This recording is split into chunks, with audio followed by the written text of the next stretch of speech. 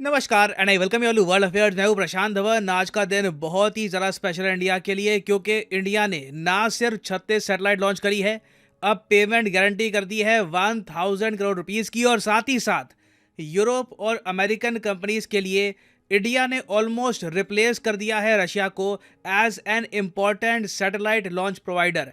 यहाँ पे आप देख पाओगे, इस पर बहुत आर्टिकल पब्लिश हुए हैं सारे दिन कि 36 सैटेलाइट इसरो के LVM-3 ने अंतरिक्ष में पहुंचा दी है, लो अर्थ ऑर्बिट में पहुंचा दी है।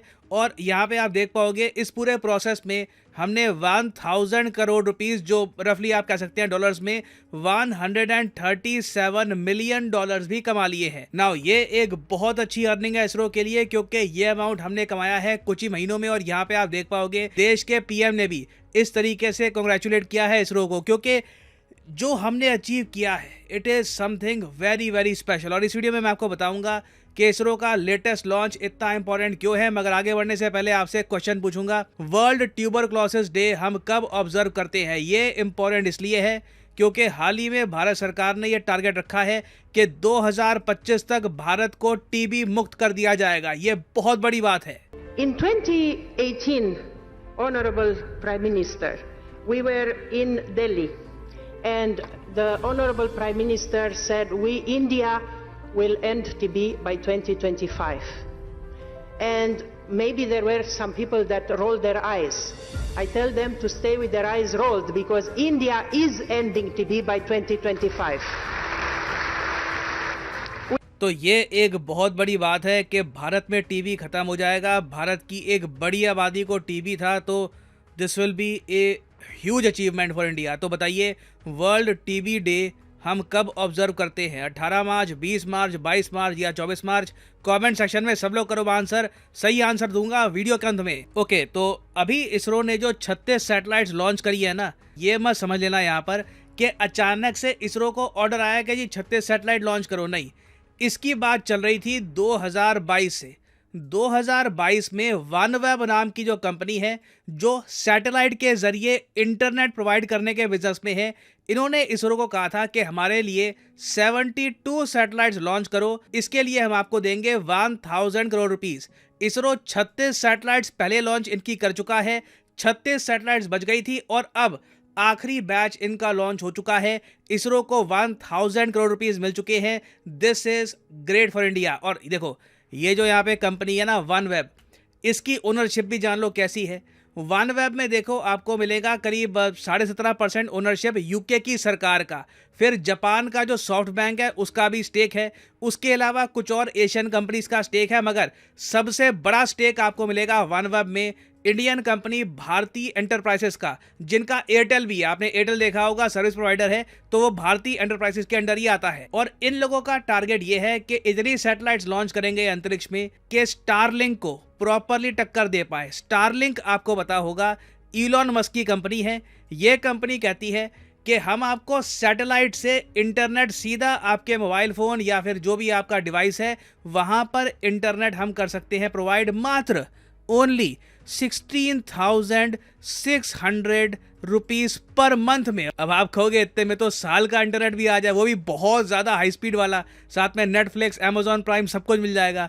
हाँ देखिए, अगर आप ब्रॉडबैंड इंटरनेट से कंपेयर करोगे, स्पेशली इंडिया से, क्योंकि इंडिया में इंटरनेट का जो प्राइस है वैसे ही काफ़ी कम है, तो बिल्कुल ये बहुत ज़रा महंगा लगेगा आपको। मगर ये ध्यान रखना कि ये इंटरनेट वहाँ पर भी अवेलेबल होगा। मान लो कोई पहाड़ी में है आदमी, कोई किसी टापू में है, वहाँ पर ब्रॉडबैंड इंटरनेट या फिर सेलुलर इंटरनेट अवेलेबल है नहीं, तो स्टारलिंक इस इंडस्ट्री में हो सकता है कि अकेला डोमिनेंट प्लेयर बन जाए। तो स्टारलिंक की जो मोनोपोली है, इसको तोड़ने की कोशिश कर रहा है वनवेब। वनवेब कोशिश कर रहा है कि ये लोग भी बहुत सारी सैटेलाइट्स लॉन्च करें और उसके बाद ये भी कुछ 15-14 हज़ार रुपये पर मंथ का प्लान ले आएंगे। ऑब्वियसली ये सारे जो इंटरनेट प्लान्स हैं इंडिया में कोई खरीदता ना। हमारे यहाँ दूर दराज भी एक बार को आदमी कहेगा कि मैं कुछ इंतज़ाम कर लूँगा, फाइबर ऑप्टिकल केबल खींच के ले आएंगे, मैं हर महीने इतना नहीं देने वाला। मगर यूएसए, यूरोप में, वहाँ पर लोग इतना पैसा खर्च करने को तैयार हो जाएंगे। और वनवेब अभी देखो धीरे धीरे डेवलप कर रहा है।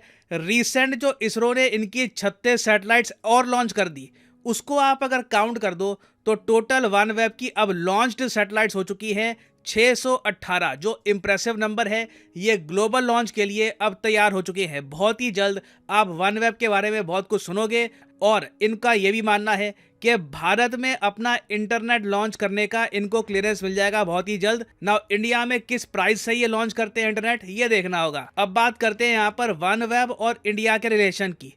जो ये कंपनी है ना वनवेब, चाहे इसमें मेजॉरिटी स्टेक एक इंडियन कंपनी का हो, मगर तब भी वनवेब को जब भी अपनी सैटेलाइट्स लॉन्च करनी थी, इन्होंने बहुत सारी सैटेलाइट लॉन्च करी है।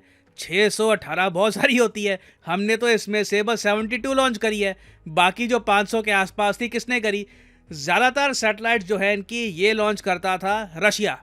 ये जाते थे रशिया की स्पेस एजेंसी के पास, इनको सस्ते रेट में डील मिल जाती थी और धीरे धीरे करके ये अपनी सैटेलाइट लॉन्च करवाते थे। मगर फिर स्टार्ट हो गई यूक्रेन वॉर और फिर साउथ कोरिया, जापान, यूके ने बहुत सारे सैंक्शन लगा दिए रशिया पे, और रशिया ने उन सैंक्शन का गुस्सा निकाल दिया वनवेब पर, जो मेरे हिसाब से करना नहीं चाहिए था। रशिया का ये निर्णय गलत था। रशिया ने क्या किया कि वनवेब को बोला कि जी आपको अपनी जो सैटेलाइट लॉन्च करवानी थी ना, उसके जो आपने पैसे दिए थे वो पैसे भी हम रख लेंगे।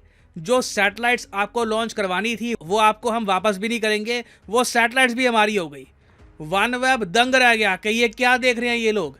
सीधा सीधा इनको $230 मिलियन का झटका लग गया। इसरो को कितनी पेमेंट करी है? $140 मिलियन से भी कम। रशिया से झटका कितना बड़ा लगा? $230 मिलियन का। आप सोच कर देखिए, वनवेब ने कई बार गुहार लगाई रशिया को कि ओ सैटेलाइट वापस कर दो, हमारी सैटेलाइट दे दो वापस, अगर नई लॉन्च करनी तो ठीक है मगर सैटेलाइट तो लौटा दो। रशिया ने एक नहीं सुनी। रशिया ने कहा कि नो, हम पे तो लगे हैं सैंक्शन लगाने हैं तो पूरे लगाओ।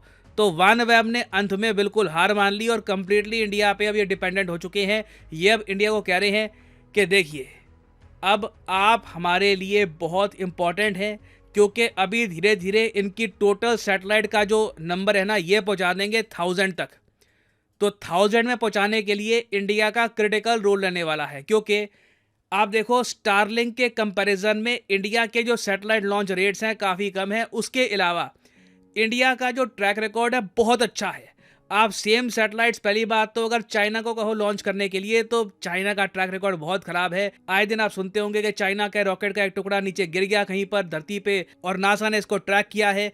इंडिया के साथ कोई प्रॉब्लम नहीं होती, सारा ऑपरेशन बिल्कुल प्रॉपर तरीके से होता है। और अब खुल के यूरोपियाई कंपनियां, अमेरिकन कंपनी कह रही है कि इंडिया इज एन ऑप्शन। जैसे जैसे रशिया एग्जिट हो रहा है, एक्चुअली हो चुका है, रशिया ने जो किया वनवेब के साथ, उसके बाद कई European company, American company Russia के पास ना जाती। तो इसलिए मैं कह रहा था कि रशिया ने थोड़ी सी इमेच्योरिटी दिखाई है। एक कंपनी का इतना बड़ा लॉस करना, इससे लॉन्ग टर्म में इनके नाम को झटका लगेगा। मगर रशिया ने जो भी किया हमारे लिए बिग बेनिफिट है। अब यूरोप हमारी तरफ देख रहा है। India is a very important option for Europe. और सुनील भारती मित्तल जो भारती एंटरप्राइजेस के सीईओ हैं, इन्होंने भी हाल ही में ये कहा कि ISRO has the potential to directly compete with Starlink. ये कह रहे हैं कि देखो इलॉन मस्क की जो मेन ताकत है वो क्या है? खुद की सैटेलाइट, खुद का इंटरनेट और खुद के रॉकेट। स्टारलिंक को जब सैटेलाइट लॉन्च करनी पड़ती है ना तो वो किसी के पास जाते थोड़ी हैं। सारा जो बिजनेस है सैटेलाइट लॉन्च का ये इलॉन मस्क की ही कंपनी स्पेस एक्स के पास चला जाता है और इलॉन मस्क बेसिकली खुद को ही पेमेंट कर रहे होते हैं सैटेलाइट लॉन्च करने के लिए। तो यहाँ पे ना इसरो एक ट्रम्प कार्ड हो सकता है। और आप देखोगे इसलिए इसरो को इन द फ्यूचर कोई बड़ी बात नहीं है 300 मिलियन $400 मिलियन के डायरेक्ट मोटे कॉन्ट्रैक्ट मिले, that will be great for ISRO. क्योंकि इस बार आपको पता होगा बजट में इसरो को जो हम अमाउंट एलोकेट करते थे ये थोड़ा सा कम कर दिया गया है। और इंडिया की रेपुटेशन यहाँ पर बड़ी भी इसलिए है क्योंकि जो सैटेलाइट्स आप देखोगे ना, देखो यहाँ पे आप देख पाओगे ये ऊपर का जो पोर्शन है यहाँ पे होती है सैटेलाइट्स, नीचे जो आप कह लो ये बूस्टर्स हैं, ये तो बस रॉकेट को ऊपर पहुंचाने का काम करते हैं। उसके बाद यहाँ पे अंदर ये छोटी छोटी सैटेलाइट्स बिल्कुल कॉम्पैक्ट तरीके से होती है, ये अंतरिक्ष में ओपन हो जाती है। तो ये जो सैटेलाइट्स है ना, दूर से आप सोच कर देखो इनका वजन क्या होगा, क्या लग रहा है? मैं आपको बताता हूँ। पेलोड का कंबाइन वेट था 5805 kg। That is insane. ISRO काफ़ी बार अतीत में ना इतने वजन को देखकर कहता रहा कि ये हम लॉन्च नहीं कर पाएंगे, फ्रांस की कंपनी है एरियन स्पेस, उनसे लॉन्च करवा लो। मगर अब हम बाहर के देशों की जो सैटेलाइट है, जो भारी भरकम सैटेलाइट्स हैं, 5805 केजी कम नहीं होता, ये हम खुद लॉन्च कर पा रहे हैं। This is tremendous. और यहाँ पे देखो हमने यूज़ भी क्या किया है, LVM-3 जो है लॉन्च व्हीकल मार्क 3। तो इंडिया देखिए अब प्रॉपरली अराइव कर चुका है। रशिया के स्पेस सेक्टर के एग्जिट के बाद आप देखोगे इसरो को बहुत सारे ऑफर्स आएंगे। क्वेश्चन यही है कि इसरो के साथ साथ क्या हम अपने प्राइवेट सेक्टर को टाइम पे खड़ा कर पाएंगे ताकि इस डिमांड को इंडिया प्रॉपरली मीट कर पाए, क्योंकि अवसर हमारे सामने है। नीड है कि जल्दी से हम एक्ट करें। और इंडिया में आपको बता दूं मिलियंस क्या बिलियंस कमा सकता है सैटेलाइट लॉन्च के बिजनेस में। ना वापस आते हैं अपने क्वेश्चन की तरफ कि वर्ल्ड ट्यूबरक्लोसिस डे हम कब ऑब्जर्व करते हैं। Again this is very important. TB से कई लोग मारे जाते हैं। इंडिया अगर टीबी मुक्त हो जाता है तो दुनिया भर में बड़ी न्यूज़ बनेगी। तो सही उत्तर यहाँ पे है ऑप्शन डी, मार्च 24। याद रखिएगा मार्च 24 को हम ऑब्जर्व करते हैं वर्ल्ड ट्यूबरक्लोसिस डे। और आप लोगों के लिए एक इम्पॉर्टेंट अनाउंसमेंट, अनअकैडमी के सारे कोर्सेज पर पहली बार फर्स्ट टाइम इन हिस्ट्री 25% का मैसिव डिस्काउंट शुरू हो चुका है ऑन एवरी कोर्स, ना सिर्फ यूपीएससी। मैं यहाँ पर बात कर रहा हूँ SSC, CDS, NEET, IIT, JEE, bank, सारे कोर्सेज पर। तो लेट्स से सपोज आप परचेज करना चाहते हैं बैंक एग्जाम का कोर्स, कमेंट सेक्शन में जाइए, पिंड कमेंट में यहाँ पे आपको मिलेगा बैंक का लिंक। बैंक के लिंक पे यहाँ पे आप करोगे क्लिक और साफ साफ यहाँ पे आपको दिखेगा मेगा 25% डिस्काउंट शुरू हो चुका है। और सिंपली यहाँ पे आपको कोड डालना है PD10 और प्राइसेस बहुत ज़्यादा गिरना शुरू हो जाएंगे। सिर्फ 309 रुपये पर मंथ देकर आप बैंक के एग्ज़ाम की प्रिपरेशन कर सकते हैं एट होम। ये कोर्स आपको bank PO, bank clerk, various exams में हेल्प करेगा। सो यूज़ द कोड PD10। और अगेन अनअकैडमी के सारे कोर्सेज पर ये कोड PD10 आपको देगा 25% डिस्काउंट आने वाले कुछ दिन तक। So use the code and save money. So इसी नोट के साथ ये है वीडियो का। Thank you for listening and as always God bless you all.